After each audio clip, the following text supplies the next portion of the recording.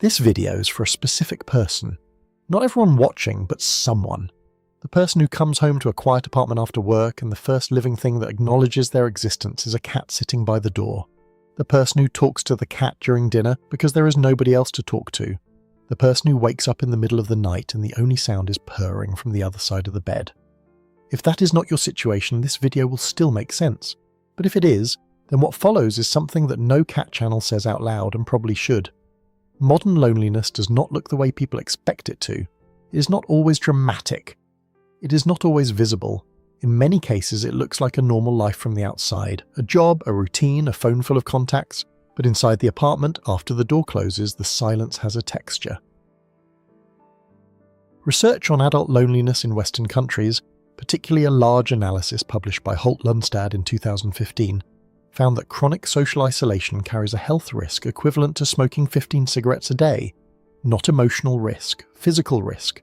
Elevated cortisol, suppressed immune function, disrupted sleep architecture, increased cardiovascular events. Loneliness is not a feeling, it is a physiological state. And for a growing number of people, the primary buffer against that state is not a partner, not a friend group, not a therapist. It is a cat. Why cats specifically? Not dogs, not birds, not fish. There are practical reasons. Cats do not need to be walked. They work in small apartments, they tolerate long work hours, they do not demand constant attention. For someone living alone in a city, working full-time with limited energy at the end of the day, a cat is the only type of companion that fits the constraints. But the practical reasons are only the surface. The deeper reason is something we discussed 2 videos ago. Cats do not require performance.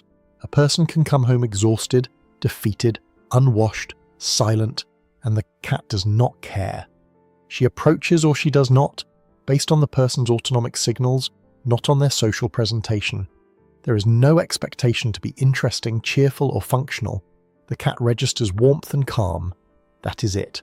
For someone whose entire day was spent managing how other people perceive them, that absence of expectation is not small. It is the only space in 24 hours where the mask is not required. And there is a specific moment in the evening that millions of people recognize but rarely describe. The person sits down. The apartment is quiet. The phone is on the table, face down, and at some point in the next 10 or 15 minutes the cat appears. Not called, not summoned.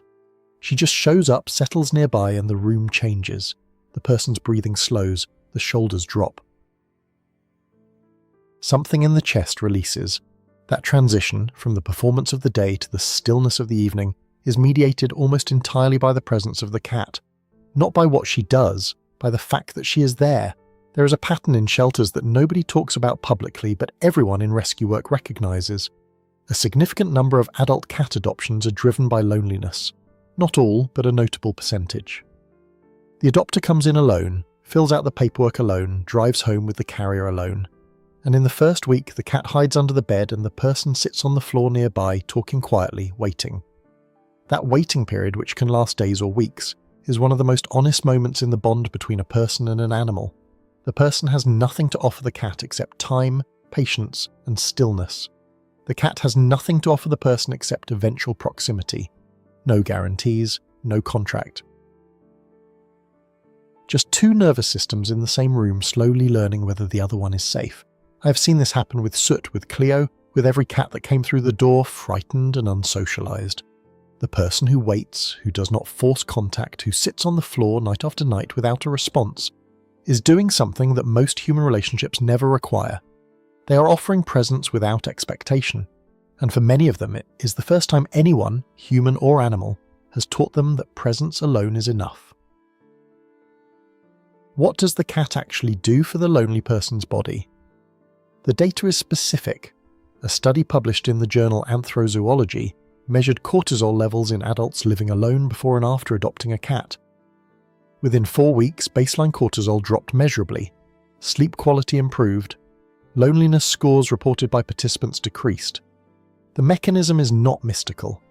The cat provides 3 things that a lonely nervous system is missing. First, predictable physical warmth, a body next to a body, same spot, same time, every night. Second, routine. The cat needs to be fed, which creates a structure that anchors the day. Third, a response to the person's presence. The cat's head turns when the person enters the room. That turn, that small acknowledgement, is enough to register in the social processing centres of the human brain as someone noticed I am here. For a person who has gone days without being noticed,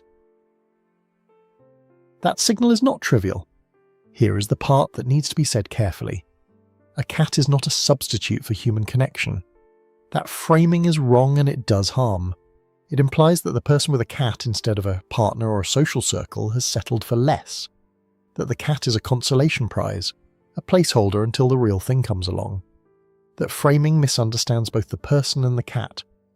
The bond between a lonely person and a cat is not a lesser version of a human relationship.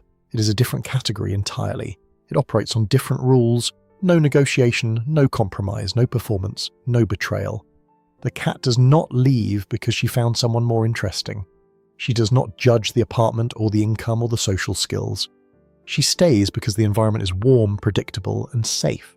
And the person stays because for the first time in a long time, something alive chooses to be in the same room without needing a reason. There are people who have both. And a full social life and a deep bond with a cat. The two do not compete, and there are people for whom the cat is the only consistent presence. That is not a failure of social skills, it is a reality of modern life. Cities are large, schedules are rigid, friendships require maintenance that exhaustion does not always allow. The cat does not require maintenance in the social sense. She requires food, water, a clean box, and the absence of threat. Everything beyond that, the sitting together, the sleeping together, the paw on the hand, that happens because two nervous systems found a rhythm, not because someone earned it. There is one sentence that almost every person in this situation thinks but rarely says. She is the only reason I come home. Not the only reason they are alive. Not a crisis, just a quiet recognition that the apartment with the cat in it is a different place than the apartment without. That the weight on the bed at night matters. That the sound of purring at 2 a.m. is not background noise.